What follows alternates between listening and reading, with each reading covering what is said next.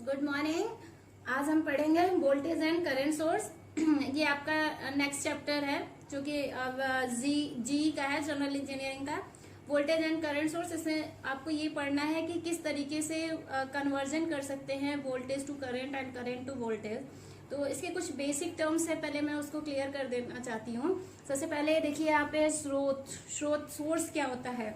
तो सोर्स जो होता है वो प्रयोग किया जाता है लोड और शक्ति प्रदान करने के लिए। जैसे कि मैंने देखिए यहाँ पे फिगर भी बनाया है, आपको यहाँ से समझ में आ रहा होगा।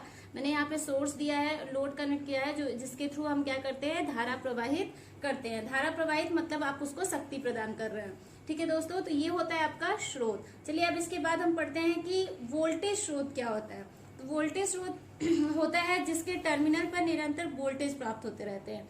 मतलब जहां पे आपकी वोल्टता प्राप्त होती रहती है निरंतर, वो आपके क्या होते हैं, वोल्टेज स्रोत होते हैं। इसके सिंबल इस तरीके से बनते हैं। अगर ये इस तरीके का सिंबल है यानी ये एसी सिग्नल की बात होती है, और इस तरीके का सिंबल अगर बना है तो ये किस तरीके का स्रोत होता है दोस्तों, डीसी वोल्टेज स्रोत। ठीक है, इसके दो पार्ट होते हैं दोस्तों। एक होता है आपका आदर्श वोल्टेज स्रोत और दूसरा होता है आपका व्यवहारिक वोल्टेज स्रोत। आदर्श वोल्टेज स्रोत क्या होता है दोस्तों कि जिसका आंतरिक प्रतिरोध शून्य होता है, अतः उस पर किसी भी मान या लोड के प्रतिरोध लगाने पे कोई भी परिवर्तन नहीं होता है। हम उसे क्या कहते हैं, आदर्श वोल्टेज स्रोत। इसका मतलब ये है दोस्तों कि अगर आपका निरंतर कोई भी परिवर्तन नहीं होगा, वो स्थिर रहेगा, दैट मीन्स जो उसका ग्राफ बनेगा वो क्या होगा, एज ए कांस्टेंट कार्य करते रहेगा। जैसे देखिए मैंने यहाँ पे आदर्श एसी वोल्टेज स्रोत बनाया है, यहाँ पे सिंबल दिया है और यहाँ पे डीसी सप्लाई दी है। इसका जब हम कैरेक्टरिस्टिक बनाएंगे तो आपने देखा कि इसका जो आंतरिक प्रतिरोध होता है आइडियल वोल्टेज सोर्स का, वो क्या होता है,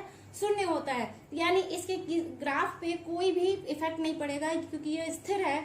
यानी जैसे आपका करंट चलता रहेगा वैसे ही आपका वोल्टेज भी चलता रहेगा। दैट मीन्स आपका कांस्टेंट वर्क करेगा। देखिए यहाँ पे मैंने इसका ग्राफ भी बनाया है, कैरेक्टरिस्टिक ग्राफ। आई होप आपको अच्छे से ये चीज क्लियर हो रहा होगा। चलिए अब इसके बाद बात करते हैं हम व्यवहारिक वोल्टेज स्रोत।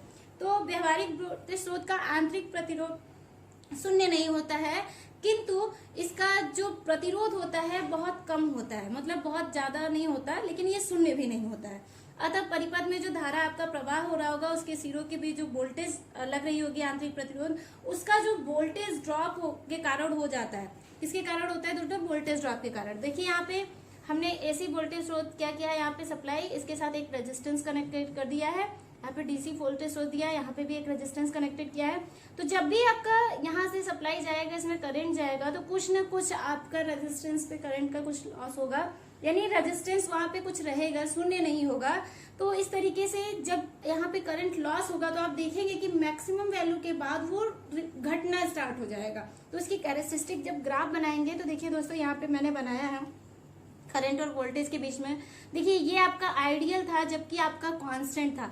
उसके बाद क्या हो रहा है, एक मैक्सिमम वैल्यू के बाद जैसे ही करंट आपका पास करेगा रेजिस्टेंस, तो आपका करंट क्या होने लगेगा, लॉस होगा, जिसके कारण आपकी कैरेक्टरिस्टिक क्या हो रही है, घटती जा रही है। आई होप आपको अच्छे से क्लियर हो रहा होगा ये सारी चीजें। ये अभी स्टेप बाय स्टेप मैं आपको सारी चीजें समझा रही हूँ। उसके बाद दोस्तों आता है आपका धारा स्रोत। धारा स्रोत आप सबको पता है क्या होता है, आप बहुत जितने भी चैप्टर पढ़े हैं सब जगह आप करंट की बात पढ़ते हैं। तो विद्युत प्रवाह, विद्युत आवेश के प्रवाह को हम धारा स्रोत कहते हैं। इसमें जो करंट होता है वो हमेशा ऋणात्मक से धनात्मक की तरफ प्रवाह करता है। ये धारा स्रोत का प्रतीक करते हैं इस तरीके से।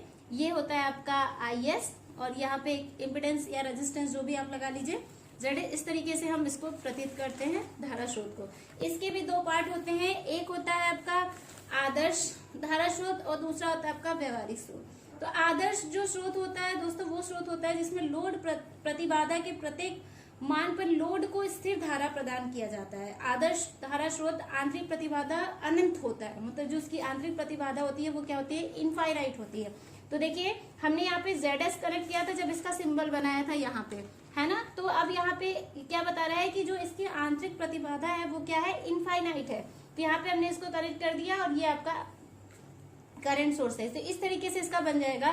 तो इसका जब ग्राफ बनेगा, देखिए यहाँ से करंट जाएगा, एज ये ओपन ट्रीट करने लगा, तो करंट आपका जैसा यहाँ से जा रहा होगा वैसा ही आपको आउटपुट मिलेगा, कोई भी लॉस नहीं हो रहा है। मतलब कि करंट जो आप देंगे उसमें आपका कोई भी लॉस नहीं हो रहा है, यानी वो आपका हर वैल्यू पे क्या होगा, कांस्टेंट रहेगा। तो आपका ग्राफ भी देखिए ZL और IS के बीच में बना है, ये ग्राफ है आपका तो यहाँ पे जो आपका इसके कैरेक्टरिस्टिक ग्राफ बन रहा है वो दिख रहा है कि हर वैल्यू पे हर टाइम पे ये आपका क्या है, कांस्टेंट रेट कर रहा है। तो ये होता है आपका क्या, आदर्श धारा स्रोत। चलिए इसके बाद हम बात करते हैं व्यवहारिक धारा स्रोत की।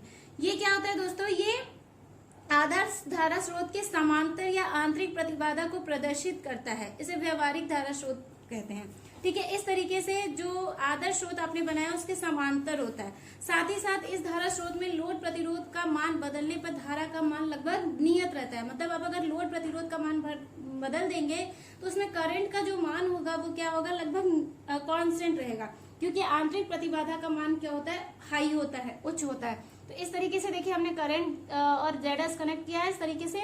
तो आपका जब जैसे ही आपकी वैल्यू रेजिस्टेंस की वैल्यू हाई होगी, यानी एक मैक्सिमम वैल्यू के बाद इसकी भी करंट की भी वैल्यू क्या करने लगेगा, डिक्रीज करने लगेगा। तो इस तरीके से देखिए इसका भी ग्राफ हमने बनाया है यहाँ पे ZL और IS के बीच में। यहाँ देखिए ये आइडियल कैरेक्टरिस्टिक का ग्राफ है, और आपका एक मैक्सिमम वैल्यू के बाद जब प्रैक्टिकली बात कर रहे हैं तो आपका करंट क्या हो रहा है, डिक्रीज हो रहा है, यानी कम हो रहा है।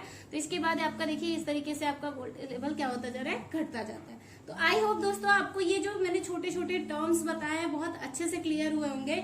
चलिए